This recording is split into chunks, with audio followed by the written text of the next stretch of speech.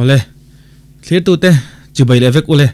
hei tun tuma chuan Tualpuiah Ropui takin siam an lo mu ke ti video pu du ma YouTube channel ron upload hi kan enanga kan rek ngal don ni pu du ma YouTube channel khi an sei ta mai la amana khoi ka ring lowa aman lo sim sim boko nga kan sianga siam te chu nan ngan buaya tuge operate sak ka helowa chu di chung chuan a channel khi thang chakani thang duang ani subscriber nga chak em i a channel ron siam tir khian mi som nga vel bor ba kinan subscribe live vel khan kalo subscribe dei to ni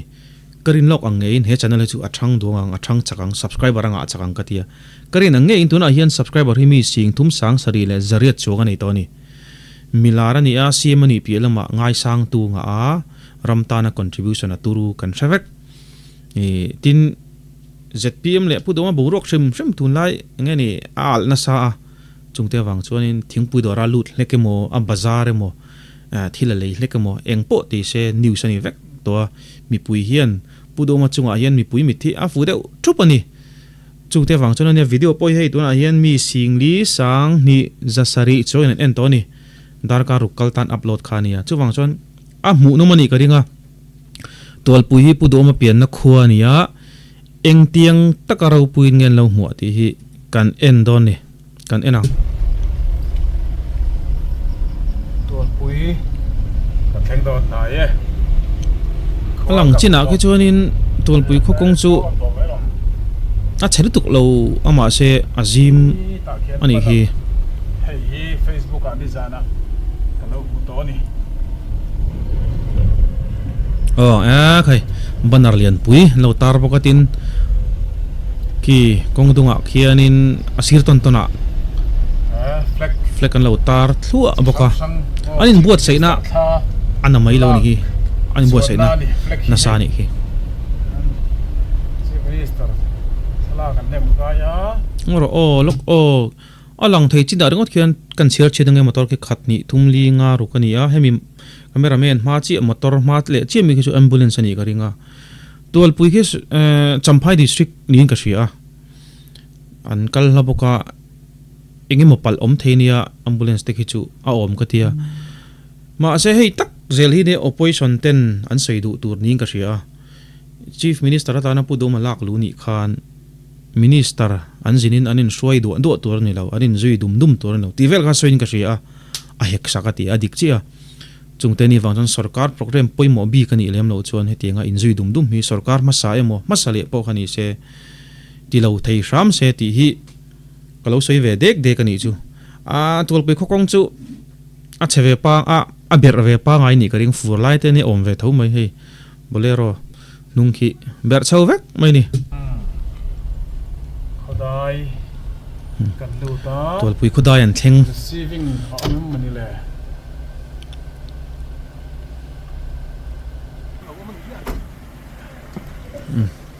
lo chi bei du tu tok kha an tam do na hetianga chon hriat renga bai an lo bu ka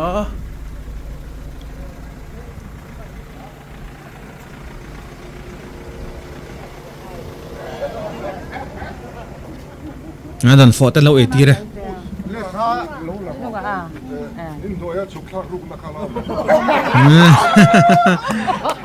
avasari om ve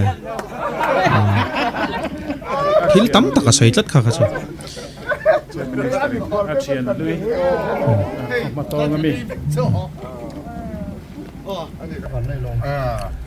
sina han chief minister in achian lui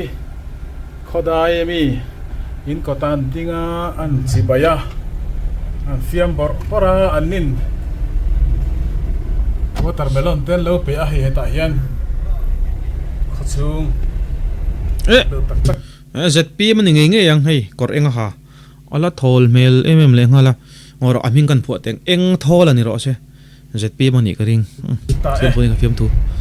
he chief minister Tualpuiah kho chu pian na khwa ni han kham ma om mel lo khop mai hitelan dan mai a chona lang china chon ka thi ni chu anom mel khop mai ko po fa ye nge khata ina lo mo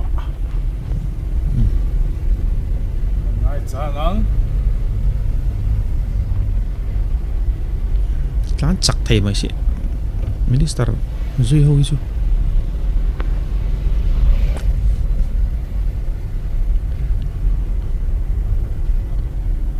kong kama hian fleck chief minister thalak kimi program sim khi turata na hon nual ni ani ngro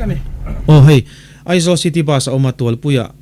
thilti tur danga nei lo sim Tualpui kho chuak engomot zat aphur chhawni ka ring ve ngota bus hemi ma po hen panni pathum vel khachun lo omin ka ria ti puyan tumani ka ring en zelang khop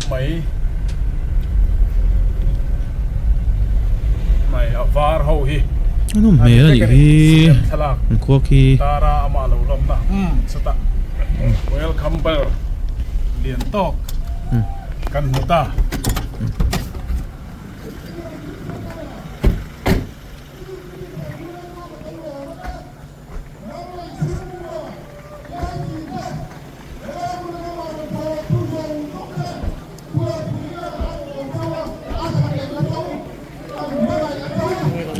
ki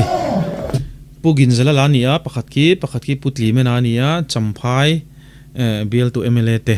anni an troi om do nu la ni hi he tami hi purwa ta wang ve ani hi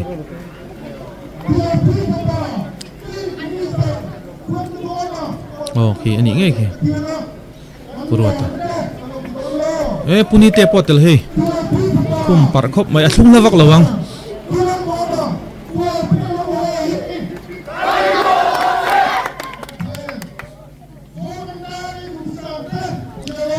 soi lo thei lo pisai khi kangai sang ani mel atang hian thil tam tak chu hriat theilo amaro chu ain chei dan te tong dan te le ache je thrim hrim atang hian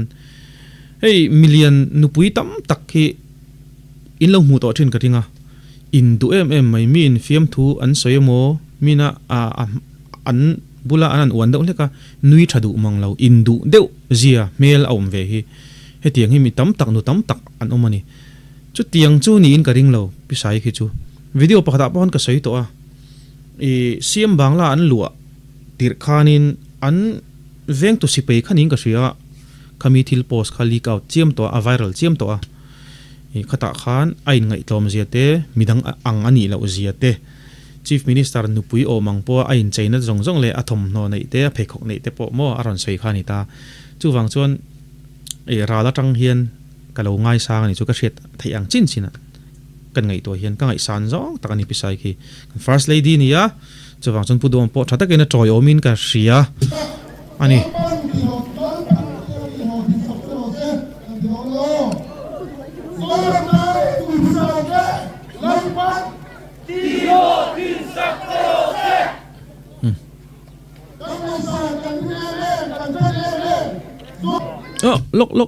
lok ta khan katile le na chanchu school no pangka mo school form hain hei hi sarkar ma sahun lai te ma sale te po khan an soi thina minister te MLA te anan zina school no pang muak tuan lo tang thina hi mitam takin an du lo nin social thina chief minister po khan press conference angai khana soin ka ria ka swelling ka ring lo in zone te school no pang in mu tir te hi ti lo tura ti in zone pe chu khap ta ni ti kha chu tiang chu nia chu ti rwal chuan minister te MLA te thiam lo ngor khinin ka threlowa lelama chuan sarkar ma sahun lai pon tuman min zone ro u school no pang min mu tir ro an ti don lo chu te wang chuan an vakal na khuwa te khan an lo tlon hei engemaw be se ne ti lo man lo tum luat a hen lo zone vel thin ning ka ria chu wang chuan school no pang an lo tel khi soeng khan opposition te pok khian soino man ti le dona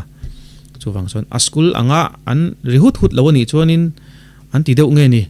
angpon ni se Tualpui khianin kan chief minister in press conference ati chon lo sei to ase chu wang chuan school no pang chu school form hain lo lang lo mai sela te po ti ve om ka lo ti mai ni chu wang chuan angpon ni sela in zone na tel lova tun tum chu kan in the thiam dong nge ka thalo le kan en zelang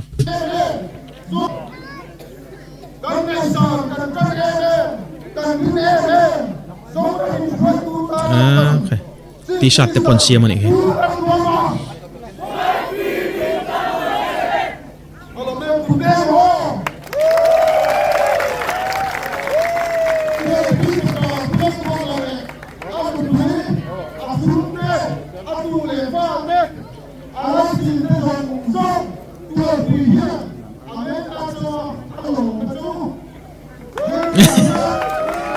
Party pakat an orto an ortir to mani pakat sei do ko mai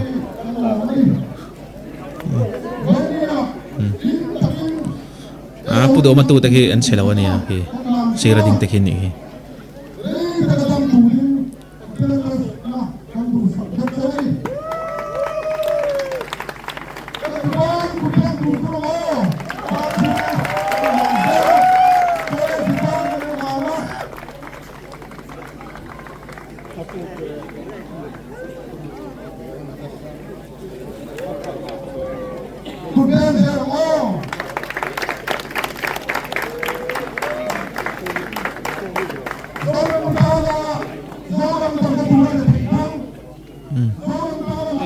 Tuntuma Sunset Minister at Kuatin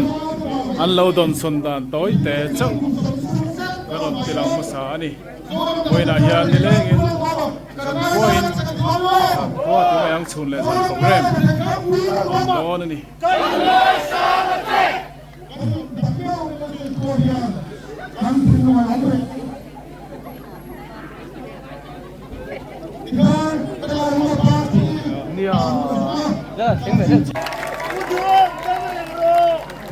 pudo am dam reng ron lo ti pudo ma khi avak vai re kan sia zain hang kain puang ZNP ni lai tang to pudo ma te hi vote ngar kani chancho talk show kan entry na sang zela tlau te na akom na te kha anita a hun ala ni lo niang a tling thei reng lo tun tuma khian pathian in ti hian engani siam thut lenga thut tir ta khualet le khi alung te pok hi chen karing a tap bel chi chu ni se tapin karinga chu tiang vel chu ni zol nei chu ma ni kholoma loma lo ngai lo ti oming ka ria ting don lek chon pudu ma khi ngai sanom em chu a pian na khuain ti khopan lo choi moi du te tin a om na veng chol mun veng ina sang ni som pariat in thlan mo emele in thlana ka ti ko pok vote an pe tha te kha khanin adin mun kha ashriling ka ria ati chiangin ka ria dik tak chon ma ni ai po hian kan thenom khoveng te kan na tho pui te le kanin kausana kan member ten min hre chiang ani chu tianga an hriat chian chu ti hian vote thanem tak chol hun po khanan pe a tin tuna po khen Tualpuiah pian na coin kiti khop khian ngai sangin an lo ma chu wang chuan pudo ma hi chu engti kong main ngai nep thei ni lovin ka sia ngai sanom ka ti ni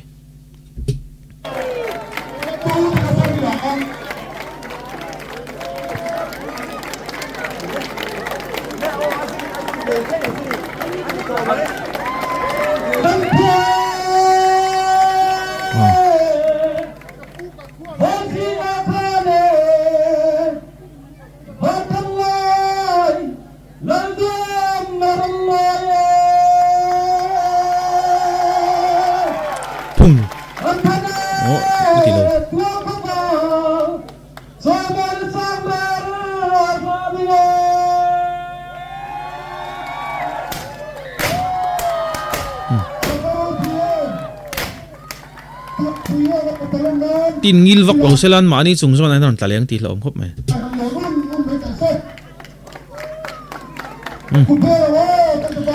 khati song khani ya amunom nilengin ano mga zan program om boka intingen on hodon tuna tak chon ron la soilova kanen zelang thu soi ngai nom deu te po om karing ani ole tum tum ta chon du to le photang